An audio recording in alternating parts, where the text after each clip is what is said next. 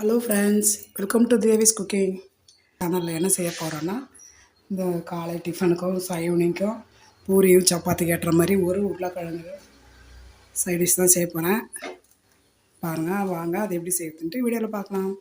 பாருங்கள், நான் உருளைக்கிழங்கு 2 உருளைக்கிழங்கு எடுத்து வேக வச்சு வச்சுருக்கேன். நாளாக கட் பண்ணிவிட்டு இப்போ நம்ம இதை தோலெல்லாம் உரிச்சிட்டு மசிச்சு வச்சுக்கலாம். மசிச்சுட்டு அது எப்படி செய்யுதுன்னு பார்க்கலாம். அருமையாக இருக்கும். சீக்கிரம் எளிமையாக செஞ்சிடலாம். இது அதிக வேலை இருக்காது. வாங்க அது எப்படி செய்யுதுன்னு பார்க்கலாம். வாங்க, இப்போ நான் ஸ்டவ்வில் ஒரு பேன் வச்சுருக்கேன். பற்ற வச்சுக்கலாம். பேன் காஞ்சிடுச்சு. இதில் நான் ஒரு சின்ன குழி கரண்டி அளவுக்கு 2 கரண்டி எண்ணெய் போட்டுக்கிறேன். எண்ணெய் காஞ்சிடுச்சு. அதில் ஒரு சின்ன ஸ்பூனில் 1/2 ஸ்பூன் அளவுக்கு சோம்பு,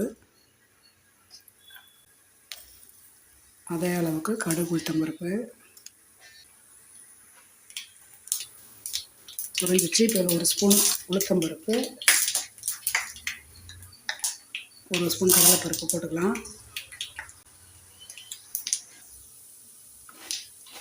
கடலைப்பருப்பு உளுத்தம்பருப்பும் நல்லா செவந்து வந்த உடனே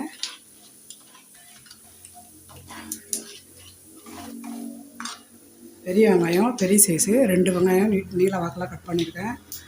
அதே மாதிரி ஒரு 2 பச்சை மிளகா நீல வாக்கில் கட் பண்ணியிருக்கேன். பாருங்கள், வெங்காயத்தை போட்டுடலாம்.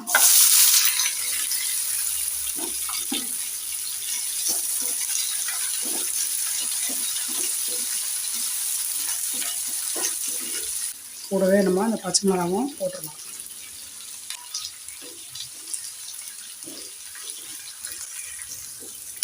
பாருங்கள், வெங்காயம் வந்து ஒரு பாதி அளவுக்கு செவந்துடுச்சு. பாருங்கள், இஞ்சி பூண்டு பேஸ்ட்டு பச்சை மிளகாய் மட்டும்தான் இதுக்கு காரம், அதனால் அந்த அளவுக்கு சேர்த்துக்கணும்.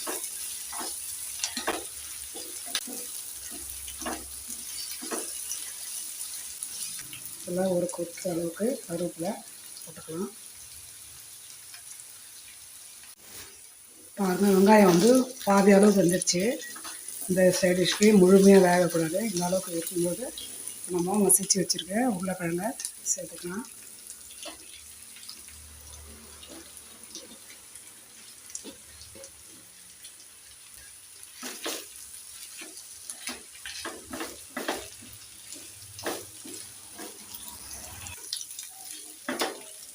நம்ம உருளைக்கிழங்கு போட்டாச்சு. இப்போ மஞ்சள்தூள் ஒரு சின்ன ஸ்பூனில் ஒரு 1/2 ஸ்பூன் போட்டுக்கலாம்.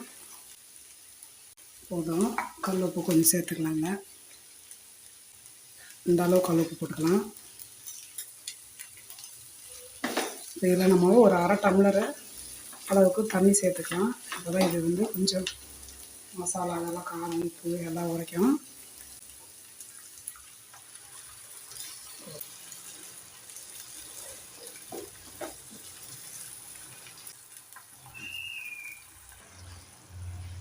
நம்ம இதை அப்படியே கலந்து விட்டு ஒரு 5 நிமிஷம் இதை அப்படியே கொஞ்சம் ஒரு கொதி வரட்டும், மூடி வச்சிடலாம்.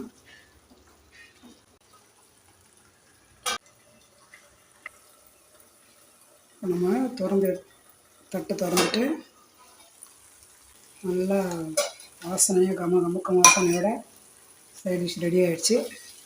நம்ம இதன் மேலே ஒரு கொத்தமல்லியை தூவிட்டு வேறு ஒரு பாத்திரத்துக்கு மாற்றி எடுத்துக்கலாம். பாருங்கள், அருமையான சப்பாத்தி பூரி கேட்டுற உருளைக்கிழங்கு தான் இது ரெடி. கொத்தமல்லி போட்டுக்கலாம்.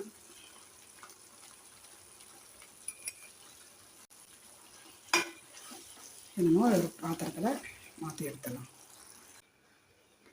வேறு ஒரு பாத்திரத்தில் பாருங்கள் மாற்றி எடுத்துட்டேன். அருமையான சைடிஷ் ரெடி ஆகிடுச்சு. பூரிக்கு ரொம்ப அருமையாக இருக்கும். இது பூரிக்கு தொட்டு சாப்பிட்டா சப்பாத்திக்கும் வச்சுக்கலாம். உங்களுக்கு இந்த வீடியோ பிடிச்சிருந்தால் லைக் பண்ணுங்கள், ஷேர் பண்ணுங்கள், சப்ஸ்கிரைப் பண்ணுங்கள், ஃப்ரெண்ட்ஸுக்கும் ஷேர் பண்ணுங்கள். நெக்ஸ்ட் வீடியோவில் சந்திப்போம். அது வரைக்கும் பாய்.